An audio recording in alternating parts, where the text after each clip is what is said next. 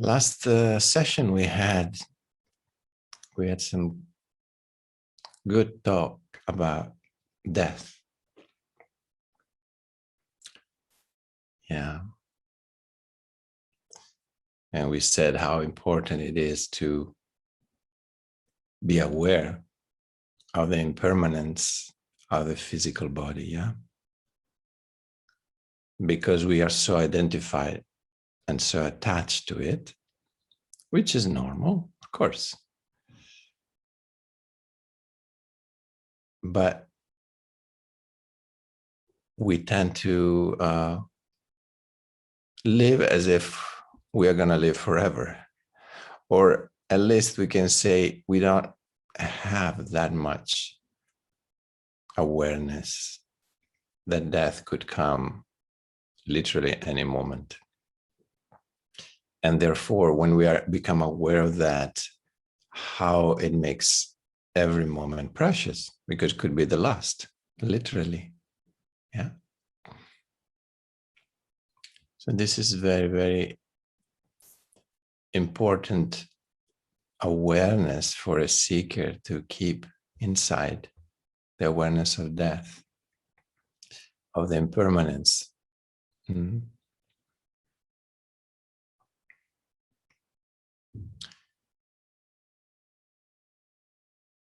If you ask yourself once in a while, but if this was my last day, or if this was my last week, if you want to be generous, what would I do? Or what I wouldn't do?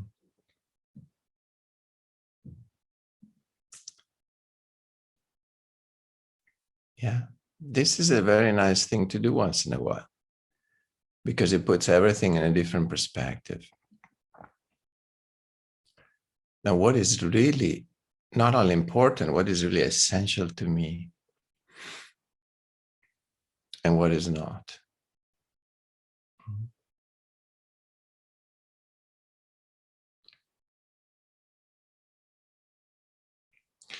Sometimes when I do my sitting practice, I think, if I was right now sitting, meditating on my deathbed, yeah, knowing that whatever, I have a terminal illness, or anyway, I know that I'll be dead in a few days. How would be my meditation? I just try to put myself in that position,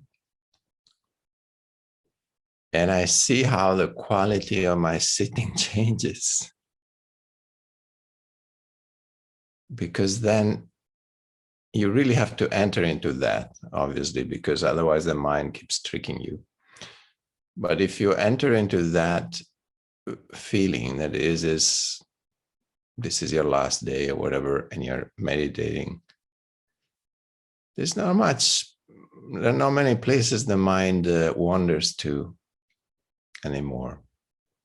And everything that arises out of the mind that is completely irrelevant, you'll just be ready to discard it. It puts everything in a different perspective, even what kind of thoughts are arising, you're like, poof, who cares? I'm going to be dead tomorrow. Who cares? And you keep discarding thoughts after thoughts. It's a very interesting experiment to do once in a while too, because it allows you to see how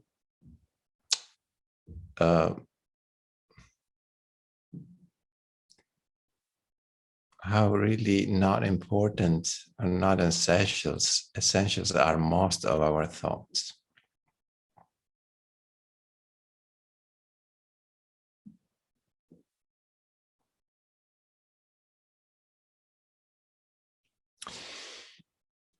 That's why in Zen they say, die before you die. There's a famous saying. What does it mean? Well, of course, they mean die let your ego die before your physical body dies. Hmm.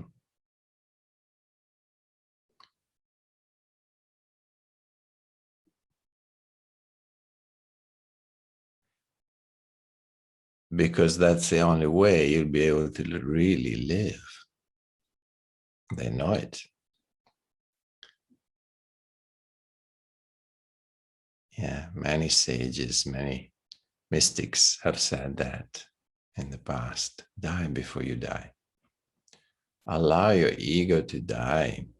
Die as a personality and just be born as a presence, as a pure presence. Then you really live life. Yeah, because there's no more filtering of your experience through the mind.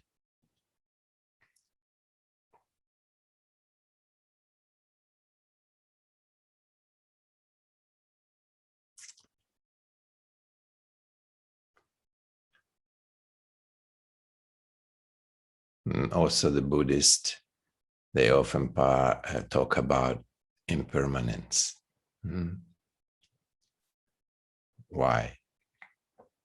Well, for the same reason. Because if we become aware that all the things we identified with are impermanent,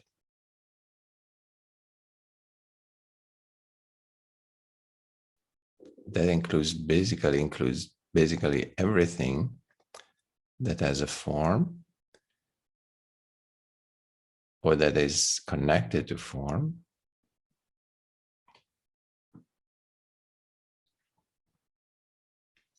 Anything that is a form is impermanent. Even a rock. Okay, a rock has a long life, but eventually it will be the water, the wind, the sun, the elements will reduce that rock. Eventually it will also disappear. Of course, we talk about millions of years, but what's the difference? It's still impermanent. Huh? Everything that has a form is impermanent. Everything that has a limit is impermanent. Yeah, Osho once told me this. Everything that has a limit, so a form, it's another way of saying it.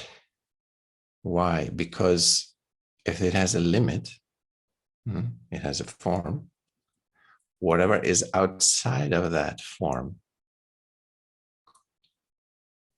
will create a friction. If there is a boundary, there is a friction between the limit of the boundary and what is on the other side. That friction will make the body wither away and disappear.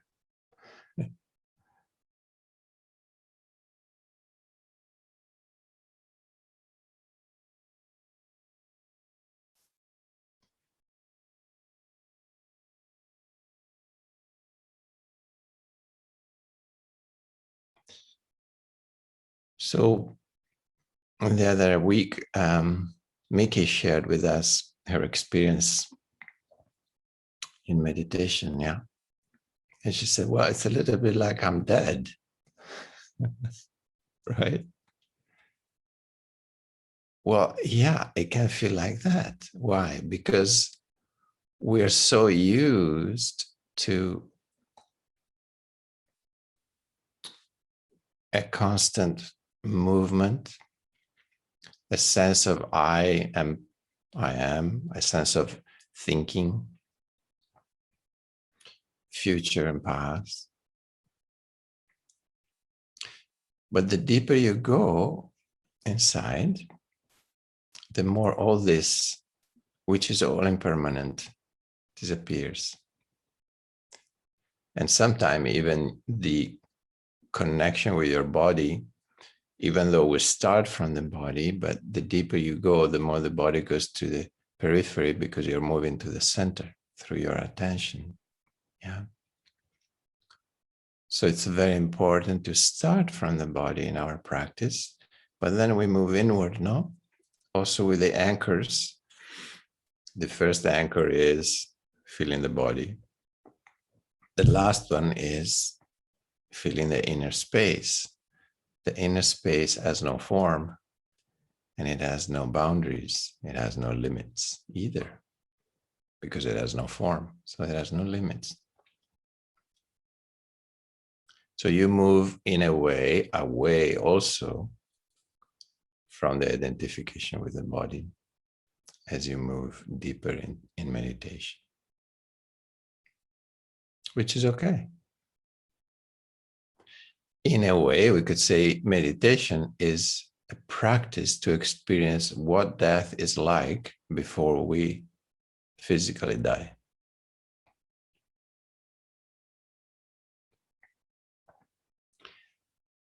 And as in any death, we shed everything that is not essential or everything that is not us.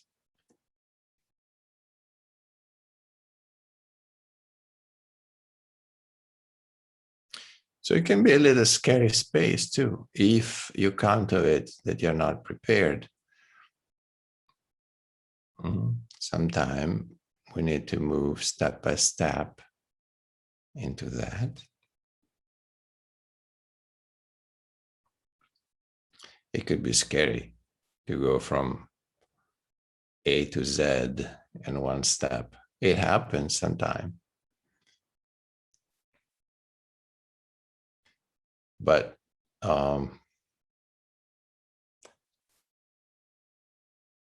there is a whole tribe of people or category of people in India. They're called the Masta. Masta means crazy. Yeah. But the Masta also in their tradition are the people that went to A to Z in one step. What does it mean? That they had an experience of what they call enlightenment or self-realization, but they too soon, they couldn't integrate it.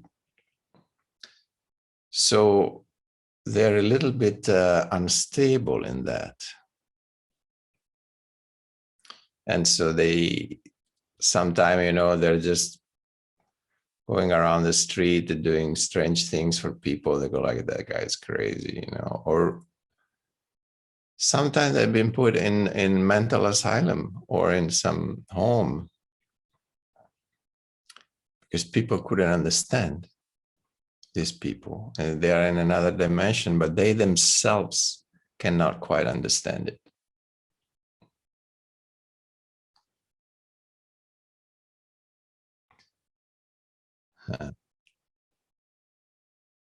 Yeah.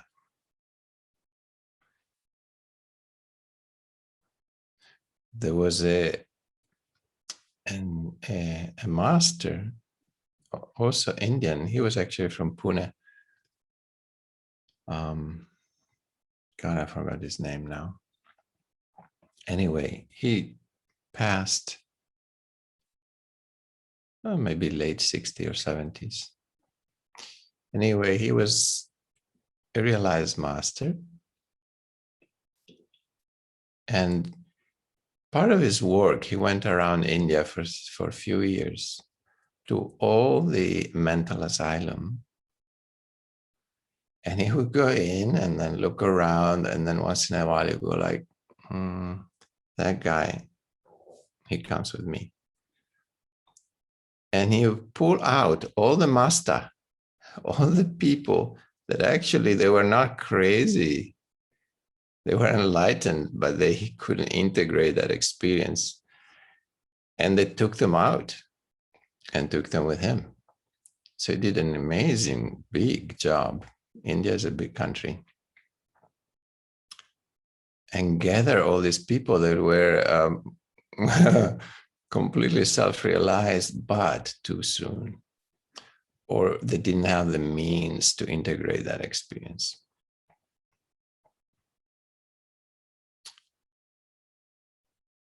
maybe they never heard in their life of enlightenment, you know. They were like, what the heck is going on? I'm going crazy. Where am I? Don't worry, this is not going to happen to you.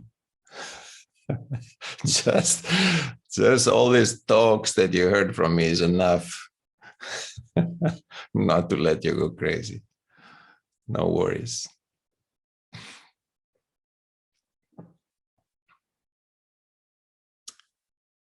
But yes, so when that space appears, yeah, don't be scared. When there is a sense of emptiness where everything stops, don't search for your mind to come in and keep you busy again. Enjoy that moment, enjoy that space, dive deep into it. And yeah, it might feel like a death, but it feels like a death because we're so used to associate life to thinking or to a sense of I, very clear I.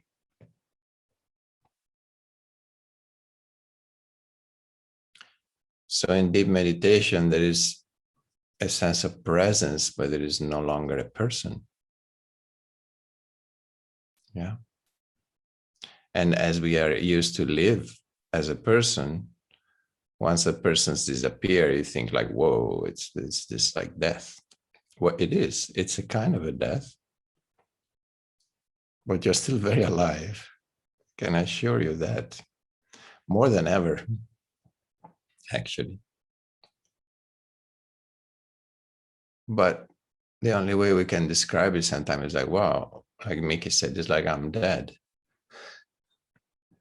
I am dead. Yes, the I is dead.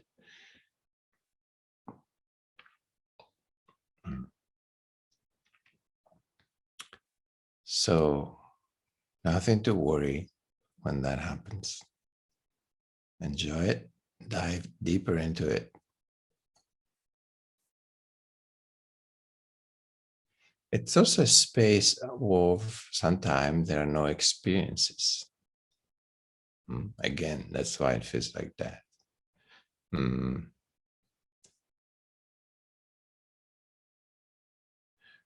We are so used to experience something. As a matter of fact, oftentimes we sit in meditation because we want to experience something different. This is another big trap for the seeker. We want to experience something, isn't it? I'm going to meditate, so I'm going to feel more like this or feel like that, or I'm going to feel more relaxed, or I'm going to be a better person, or I'm going to be more centered, I'm going to be more grounded. No, that's normal. We want to improve on ourselves. We want to experience something different, which is okay. Just remember, anything that we experience, anything that you experience is not you.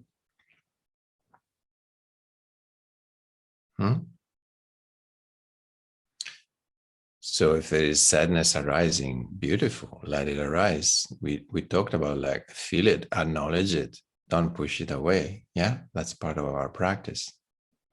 But also remember, don't even say I am sad. Try to say, oh, there is sadness. Yeah, because I am sad, there is an identification with sadness already. There is sadness. It's like you are seeing that there is sadness. You're even feeling it. Beautiful. But you're not that sadness. And so when we go to the deeper spaces and there might be bliss, be careful to use the same measurements. Don't say I'm blissful. Say, oh, there is bliss.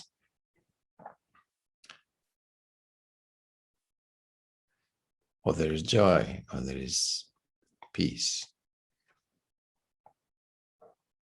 Why that? Well, because it trains us to identify not with the experience, but the one that is experiencing, which is the witnessing consciousness. Then we'll be able, when we die, literally when we physically die, to experience that there is no death, actually, because that which has no form never dies and never was born. So consciousness, which has no form, it doesn't die. So when your physical body dies and you are at that, you're not identified with it anymore, but you are solid, centered in consciousness and witnessing. It's a very easy transition. Actually, they say it's a blissful transition. Osho used to say, you think you're blissful when you have an orgasm. You have no idea how death can be. If you think that is bliss, death is like 100 times more than that, if you die consciously. Which I like that idea. I like that idea. Makes me feel like, oh, I really want to die consciously, man. I don't want to miss that big gift. Hmm?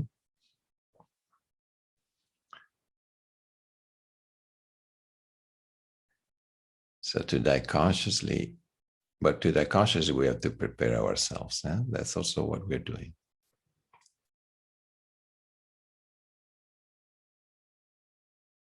And again, we're not like living, denying life. Life is a beautiful gift, precious gift to be lived. As we said last time, to be aware of death, it doesn't mean you're not experiencing life anymore. On the contrary, you're experiencing life more. Even if you do that little experiment that I told you, what if it was my last week, what would I do? You will see, if you really enter into that, that week is going to be probably the most beautiful week of your life because you're going to just do exactly what needs to be done, what you want to do, where your heart is, and anything that is non-important, non-essential is going to be dropped. And you're going to enjoy every single moment of that week. So you're going to be much more alive. So awareness and presence and meditation are actually going to enhance your aliveness, make you more alive. I know it seems a paradox, but it's not. So that's what it means, die before you die.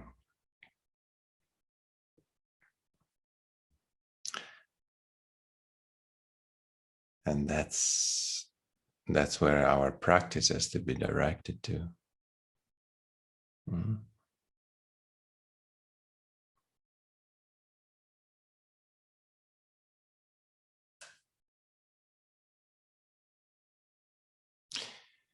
And as there is not a stop button, for example, to stop the mind, yeah, we said that too.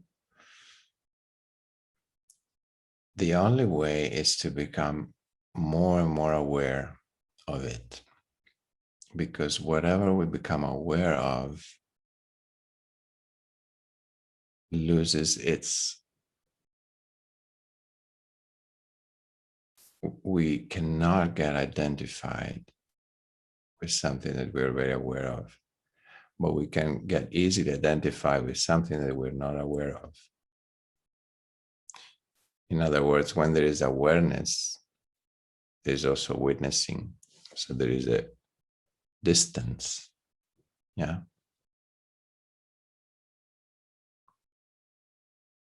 Again, my master once said, anything that you can observe is not you. I was like, wow, wait a second, what? Anything that you can observe is not you. Now, this is very important too. So if I can observe my mind, I cannot be my mind, because who is observing the mind, right? Anything that can be observed, it becomes an object that is observed, isn't it? And so that means there is an observer, which is the subject. So that's another way of saying it. Beautiful. But remember this, guys. Anything that you can observe is not you. How simple, no? And observation means inside or outside. So outside, if you look in the mirror and you see your body, that's not you. It's so simple. You are the one that is looking through your eyes and seeing your form in the mirror, right?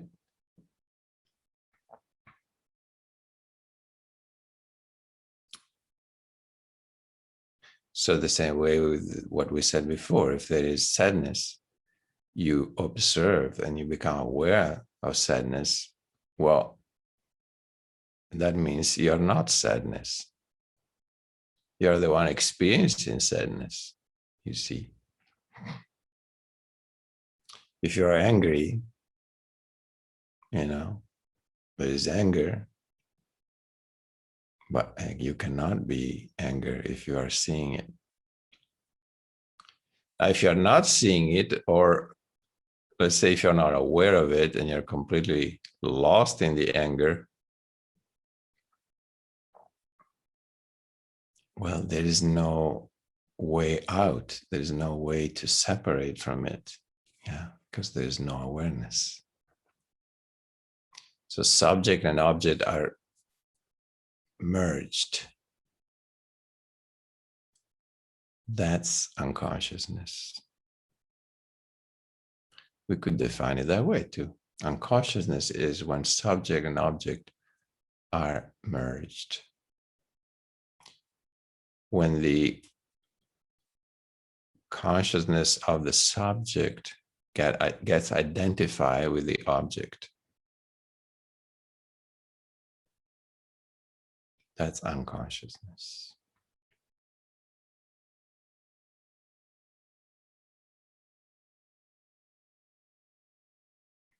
So if I'm completely lost in anger, I'm not conscious, right? I cannot separate from it. I'm merged. If I cannot separate, I cannot perceive the subject. There is only anger.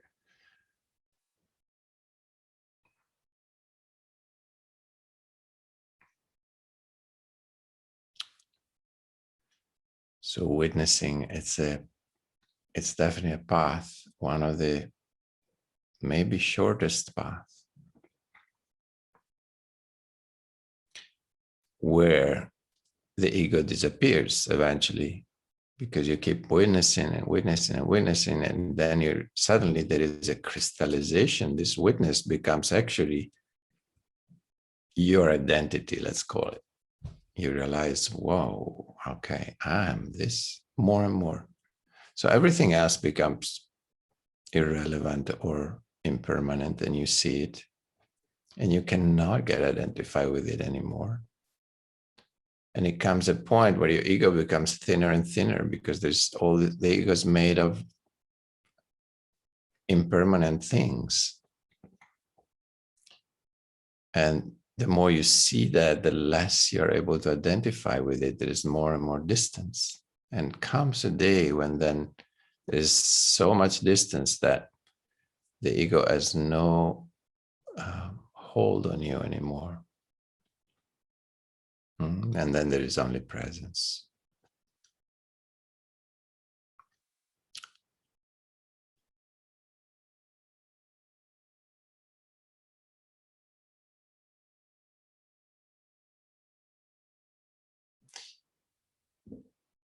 That's one, the way of witnessing, the way of awareness.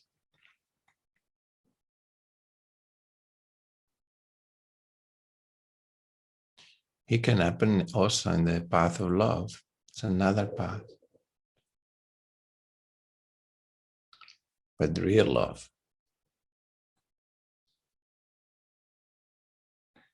Real love means you disappear. There is only love.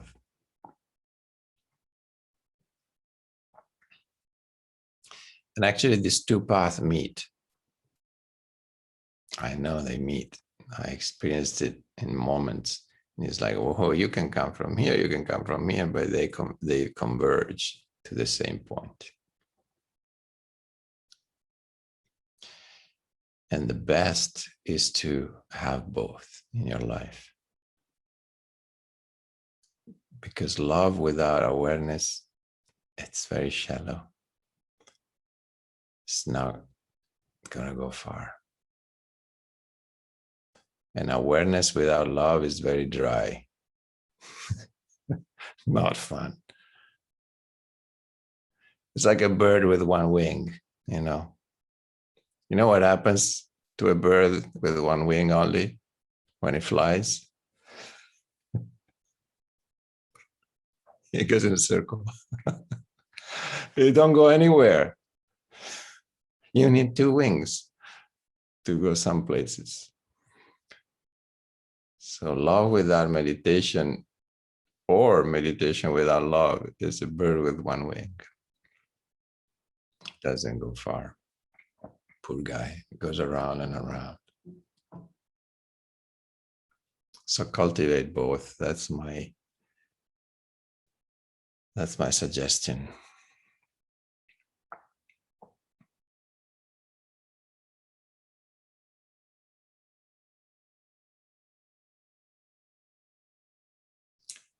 All right. Such deep talks. Mamma mia.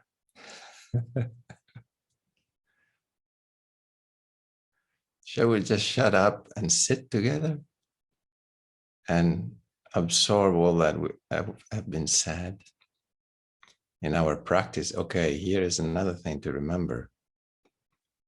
To understand what is said, yeah, it's good, but it's definitely not enough. It has to become an experience. Yeah. That's why I said, let's be quiet and see if we can integrate and experience what have been said. Then it becomes knowing. Otherwise, it remains knowledge. It's just informations, concepts that we stuff in our mind that creates the spiritual ego, you know. Oh, I know so much. I know about death now. I know about silence. I know about witnessing. Okay. But you have to bring it into your experience. Otherwise, it's just knowledge. It becomes even more weight that you carry with you. So all this understanding has to be integrated into our daily experience, into our practice. Then it becomes knowing. Knowing is the way. Knowledge, you know, there's trillions of books in the world of knowledge. They contain all the knowledge you want. You can read them all and you're not going to go anywhere with it. Just stuff your minds with more informations. So understanding has its functions, but the true understanding comes when that understanding becomes knowing. It gets experienced by you. A little bit at a time, you integrate it and you transform it in your own experience. Yeah. That's why we sit. That's why we bring awareness to whatever we do during the day.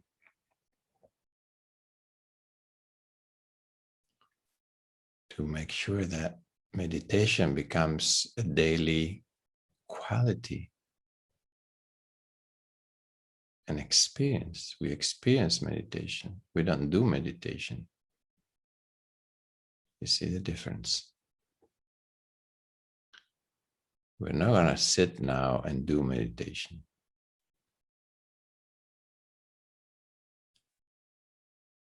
We become meditation. Let's put it this way. Experiencing. Until the day when even experiencing is not needed anymore. But now it is.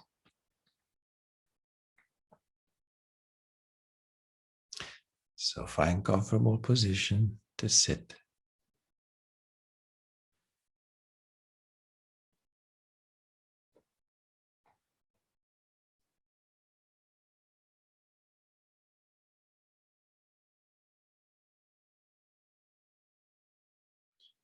And when you're ready, just let your eyes close. Let them close by themselves when you're ready.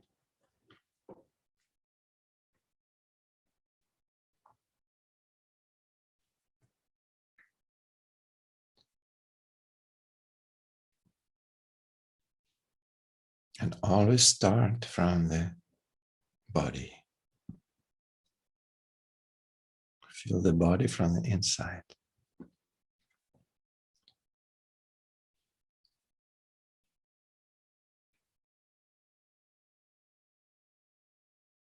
Remember that form can be transcended only by entering deeply into form.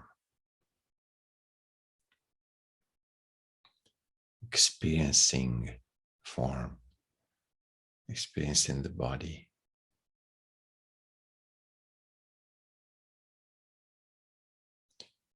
As we were saying, transcendence happens only through experiencing. So it's not enough, the thought, I'm not the body, that will not go anywhere. So allow yourself to experience your body deeply, as deep as you can.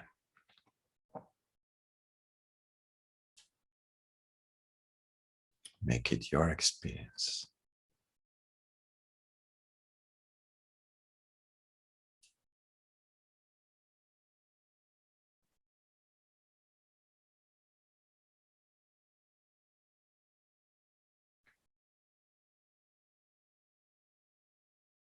How does it feel?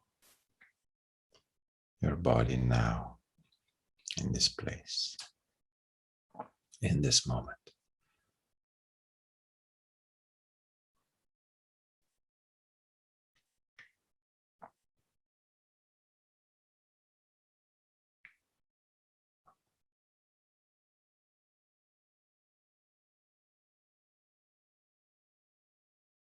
Now allow it to relax.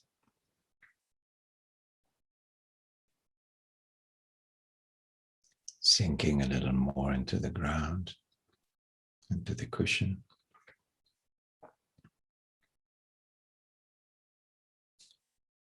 Resting on the earth.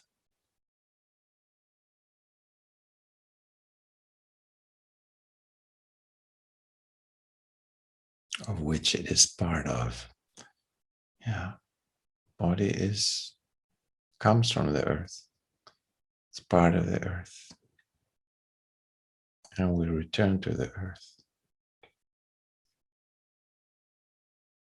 Earth is a big mother. You can rest in its arms anytime, all the time.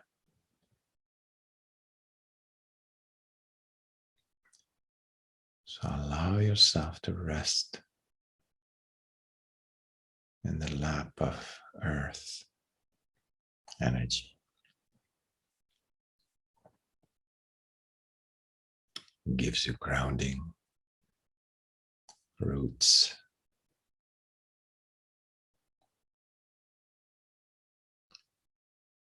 makes you stable, relaxed. centered, strong.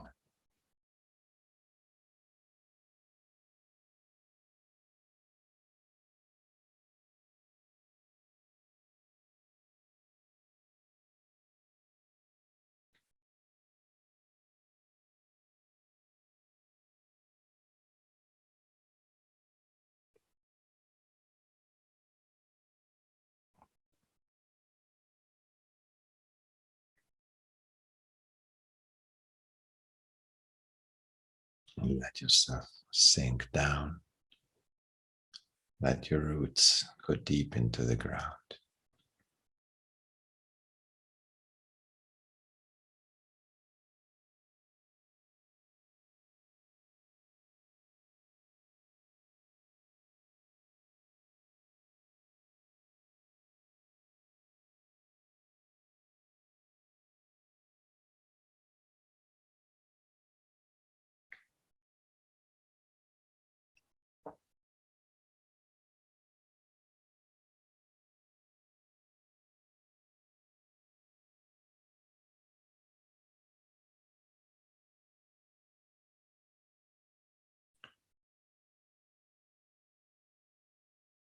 When we become very rooted into form, into the body, into the earth, it becomes easier to perceive the formless.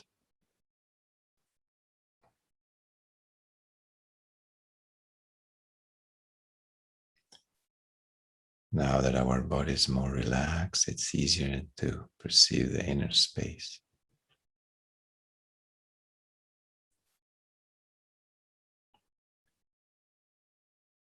Where the breath is happening by itself.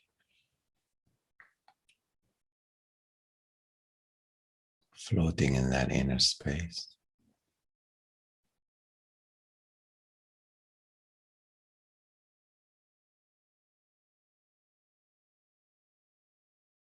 Prana moving in and out of our physical form.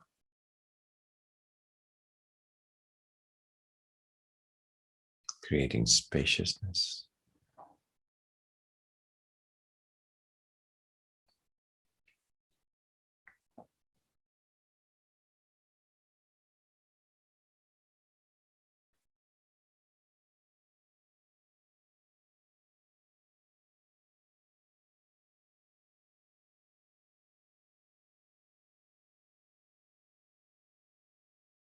In that spaciousness, we can perceive now more easily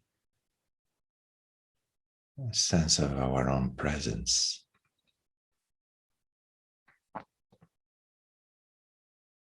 The witnessing presence.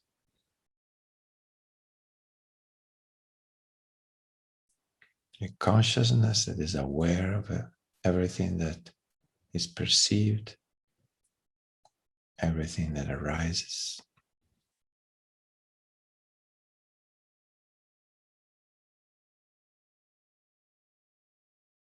Allowing yourself to experience everything, remembering that you are not that. You are the witnessing consciousness that is experiencing everything.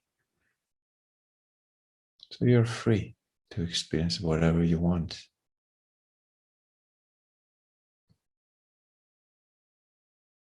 Because there is no identification.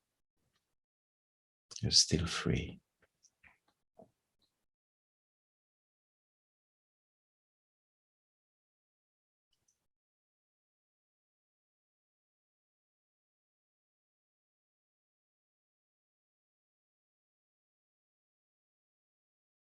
Just rest in that identity of the subject that is observing and experiencing everything. That is your center.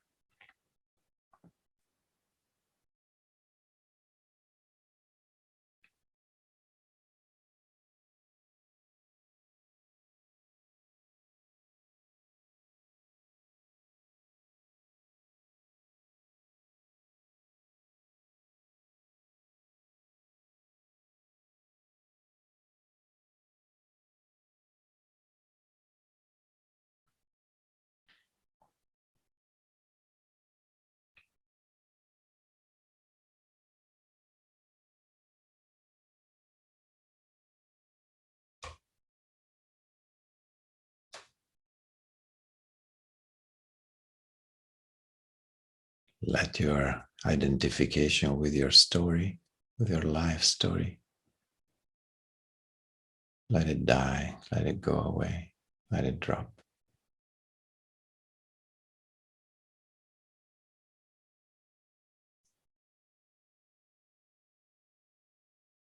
Let the identification with the little me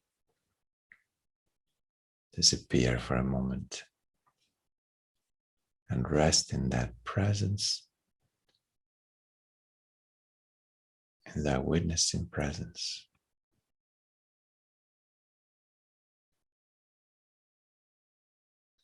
So we let the person die to become presence.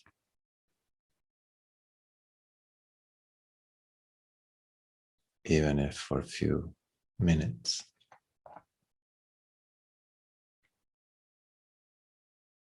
or a few seconds, it's still a precious space to rest in, to familiarize yourself with that space. That's our work.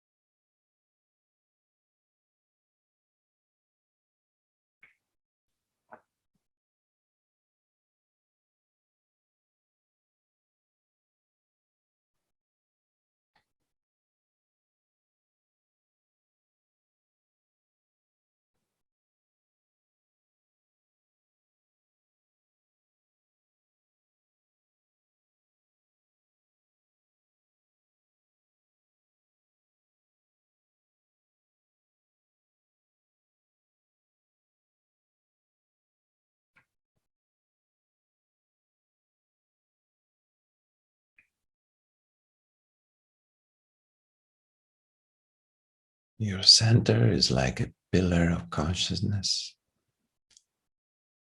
going through your body vertically. Around that center happen all experiences. At the periphery,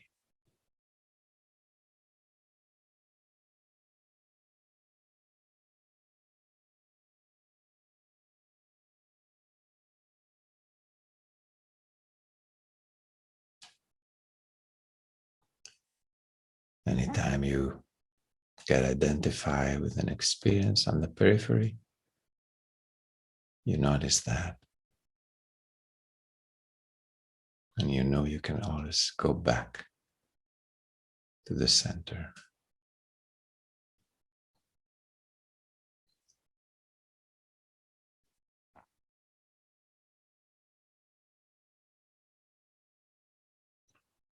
Whenever you want. The center is always quiet, peaceful, empty.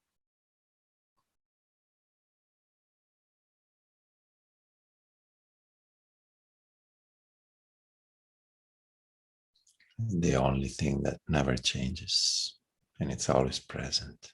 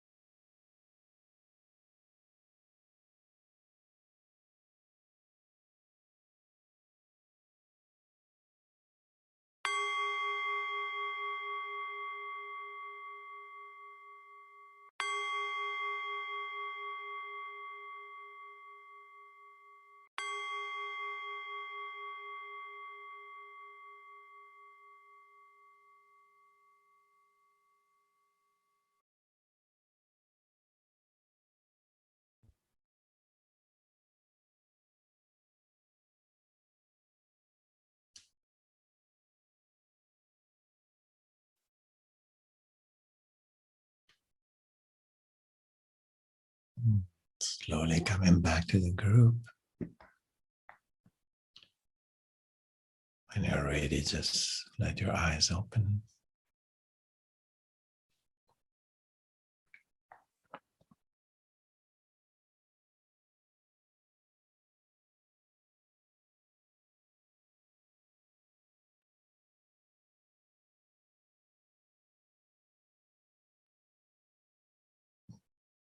That was a beautiful sitting.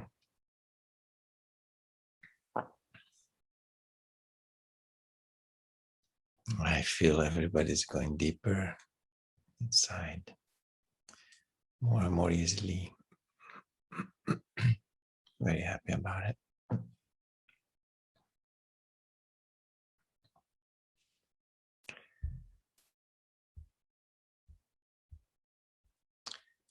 So we open the spaces. Anybody wants to share something? I'm gonna spotlight myself for privacy. So you might want to go back to gallery view so you can see everybody.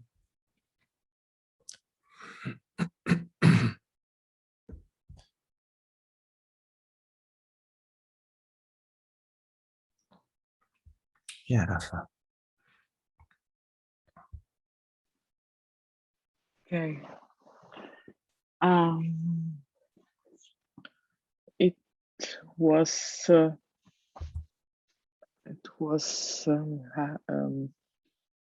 different, and it was changing, and then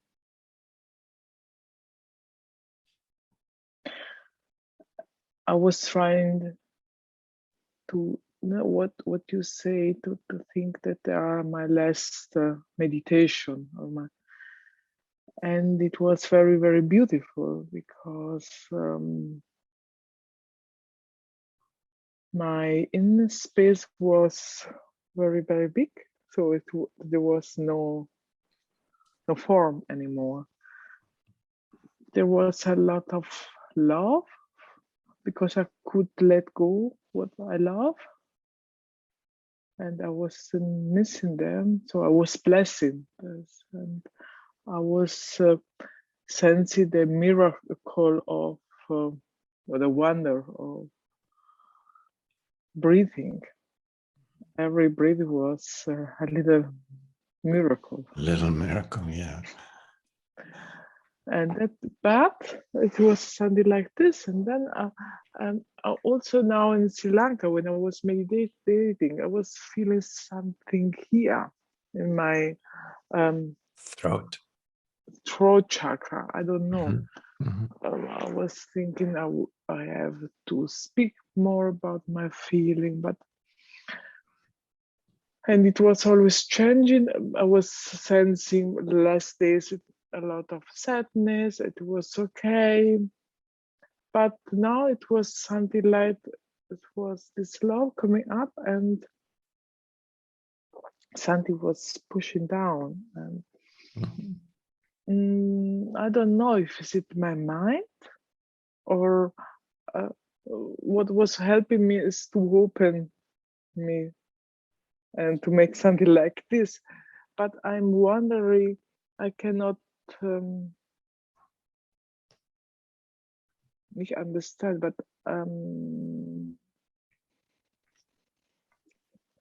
I cannot realize what's going on there. If you can help me, what is what I'm sensing, what I'm feeling? So being aware of this. It's just energy moving differently, no? Expressing itself in different ways. And it doesn't really matter, no? As we said, whatever you can observe is not you. Okay. So just let it happen. Experience whatever you're experiencing. It doesn't necessarily mean you have to understand it. And sometimes there's nothing to understand. Okay. And also love is not me, no? Love is bigger than me. Yes. Well, the love, sometimes the love that you experience in that space is a quality of your being. Yeah. Mm-hmm. It's not an emotion as such, Mm-hmm. it's a quality of being. So when you said feeling the love I feel and for people and letting go of that, and that's where true love arises, when we can let go. Then you go from the human love to a love that is really a quality of your being. It's nothing to do with an object or with a person in this case. Yeah, because you let go. You're able to let go of any attachment, even to people that you deeply love. Then you switch from the human love to the universal love, we could call it, which is a quality of being that is there. It doesn't go anywhere. It's just part of your being. But all this energy that moves is just energy that moves. There's nothing,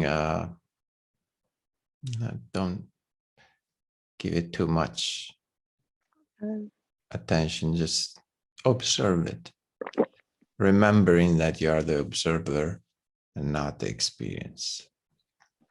Because it's easy to get lost in the experience too.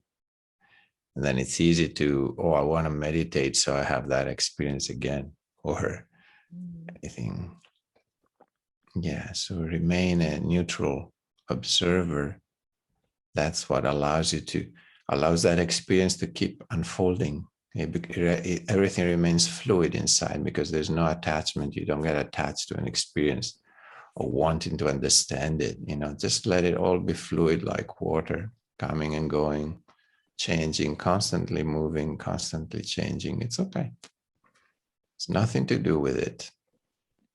Just let it be. Thank you. Yeah, you're welcome. Thank you for sharing.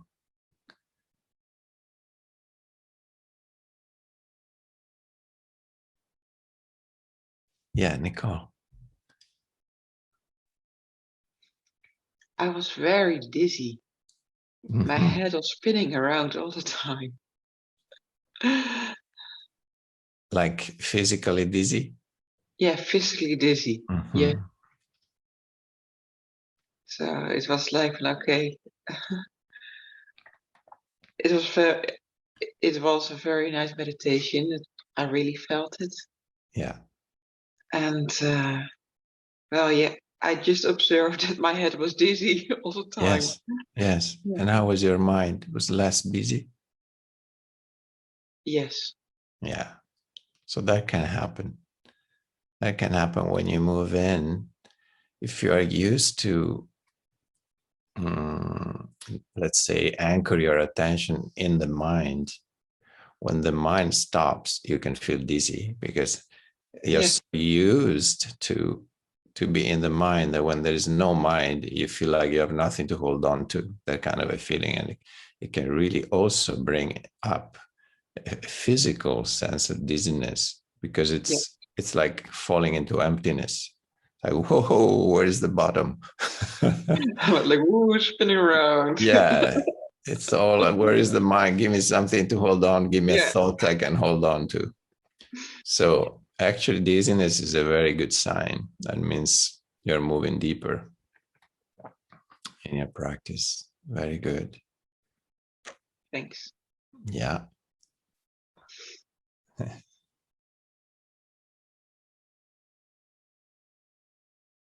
Yeah. Excellent.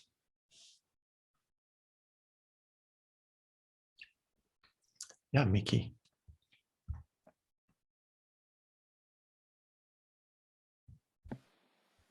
Can you hear me? Yes. Okay, good. Hello, everyone. I just want to share an experience that I'm having. I'm reading the the Tao Te Ching, the Tao Te Ching. Yeah. the translation by Stephen Mitchell. It's a beautiful book. Beautiful book, such a good energy. I just love it. So, but I have a very new experience for me reading this. I'm not reading the book. After my meditation, my morning meditation, I just read one page. And the experience that I'm having is that I'm not understanding everything. I'm not understanding anything. It's like, how can I say it? There's a knowing, but I feel the knowing, and it's like it's something that I knew before. It's something that's it's hard to put it in. No, it's clear.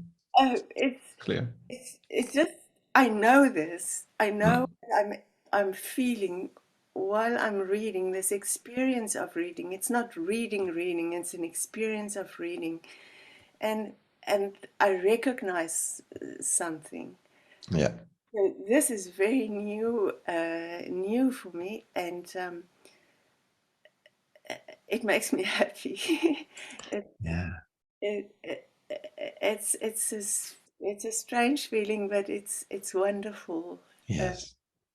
Yes, and something different. What I don't know. It just came to me. With everyday life, I try not to listen to the news, and I'm most of the time by myself. But it happens that I cross someone in the, talk to someone, and I find that now everybody is just so absorbed in what's happening outside in the world, and for me, it feels like it feels far away. Yes. It's so. It came to me in situations like that. What do? It feels not polite to participate or respond. So what I'm doing is I'm just breathing in light and breathing out love. Yes. And it has an effect on the person you were. Yeah. It's like some it changes, and the topic of what's happening outside in the world disappears, Yeah. and we talk about other things. Beautiful. So that's all you can do. that's what, yes. Beautiful. And I also realized everything, what our awareness, that's all that counts, and all the rest is just noise. Yeah. As we were saying, it's a dream that somebody else is dreaming. Exactly. It's not our dream. Yeah. And another experience that's interesting is the more I spend in meditation, it's not that I get more done, but the experience of what I'm doing. I'm developing courses online, etc. But it's not anymore, something that I have to do. It's like it happens by itself. I don't plan or anything, but I just allow it to happen, and it happens by itself. It's so easy. Before I wanted to, think about things and plan and what should I say, what should I write. Now I don't plan anything, and I write when something to write comes to me. Yeah. I allow it to come to me, and it feels right. Exactly. Yeah. So that's what I wanted to share with you. Beautiful. Yeah. Thank you for sharing that. You mentioned many things that are important. The last one, I had a similar experience this morning when I woke up, and I was like, oh yeah, and I have a session this morning. Oh, maybe I could share something that I read the other day that was very beautiful. So I grabbed the book, I looked through the pages, and I was like, no, I don't feel like. Part of me was like, I don't feel like, but my mind wanted to, you know. So I just closed the book again. I said, just relax, just be present, and whatever wants to come will come, you know. And that's a space I love to be in, actually, in these sessions. Most of the time, I don't know what I'm going to say. Sometimes I do, so most of the time I don't. But it takes a little trust, no, to just be and not let the mind plan and knowing what is going to happen and trying to control everything. Yeah? And then while I was preparing a little breakfast, a mini breakfast for myself at a tea, this thing of death came up, you know, and I was like, oh, I should talk about death again. And that was it. And it's almost like everything happens by itself if you relax, you know. And then what I was going to say, I didn't know, but I knew I wanted to talk about that again. And then I did, and it happens by itself. And just it takes a little trust and let go, you know, just let go of the mind that wants to control everything and plan everything, and just be present with what comes. That's the most beautiful thing to live your life, the most beautiful way to live your life. And yes, people are very lost in the dream that is happening, and they can't.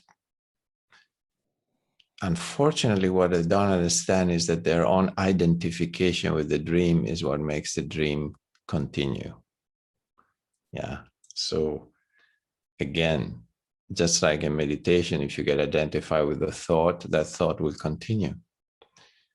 And the same thing is happening on a larger scale. If we get identified with the world and with the story and the virus and the pandemic and the fear of getting sick and maybe dying and going to the hospital, the whole story is just a story. But it's our identification with it that makes it continue. Yeah. If everybody were like, who cares? Keep your story for yourself. The thing would just deflate like a balloon, you know, just like, but it's our believing in the story that makes it continue, you know? So then everybody has to wear the mask because who knows, you know, better be safe. If everybody were like, fuck the mask, I want to breathe freely, and nobody would wear it, the thing would end, you know? So again, it's our identification with form that makes a certain form exist and continue, or a story, or a dream. And the first thing you said, it's also very true. That recognition, that is a recognition of your own truth. It's the truth recognizing itself in something you read for a moment, you know. There's only one truth. So the guy that wrote that book was in his truth, and you are in your truth in the moment you read it. And so truth recognizes itself. That's what it is, which is a beautiful feeling.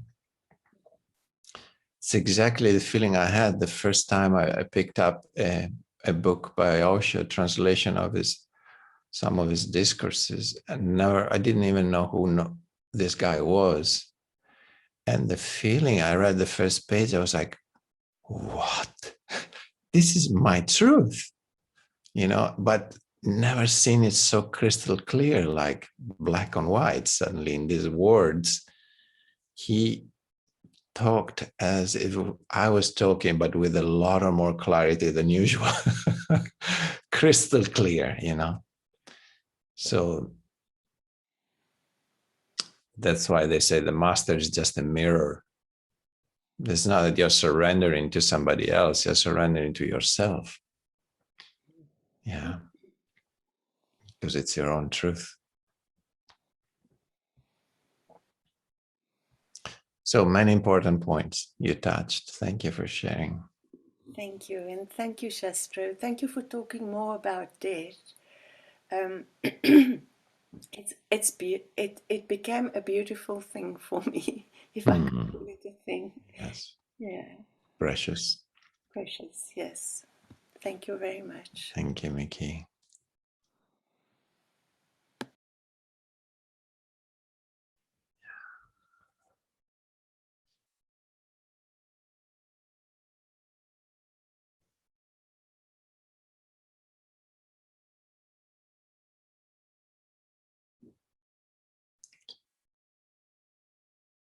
Yeah, anything else that wants to be shared?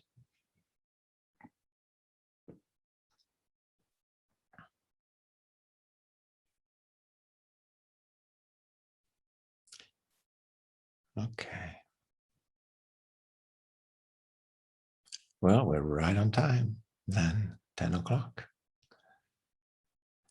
On this side of the world, at least. For Susil, it's a different time. Are you in Nepal or in India, Susil? Nepal. I'm Nepal. Nepal, sir. Nepal, Which yeah. city? Kathmandu. Oh, in Kathmandu, the capital. Yes. Nice. What time is there now? 2:45 PM. Yeah. p.m. Yeah. But anyway, time is always now, isn't it? For us, at least. It's now here and it's now there.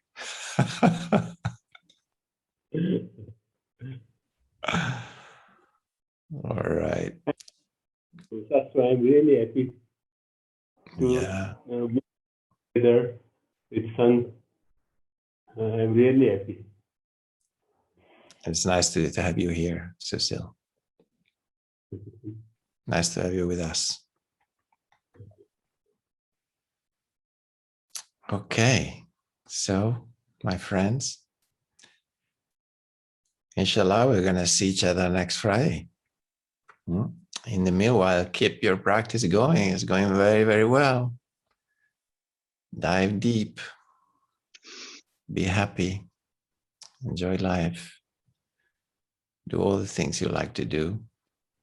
Don't postpone too much what you like to do.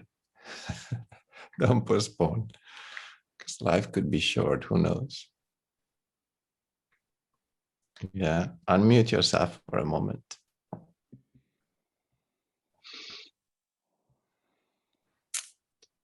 Okay. Shastro, I have one more thing to say. I think we came to this moment in our bodies. We came here to be happy. Yes. And to spread love. That's all. Yes. Nothing more. Yes. But sometimes you have to go through some suffering to realize that you're not here to suffer only. Yes. So yes, that joy is one of the quality of our being. So is love. That is why we feel like that. So we are looking to go back there, because that's who we are, isn't it?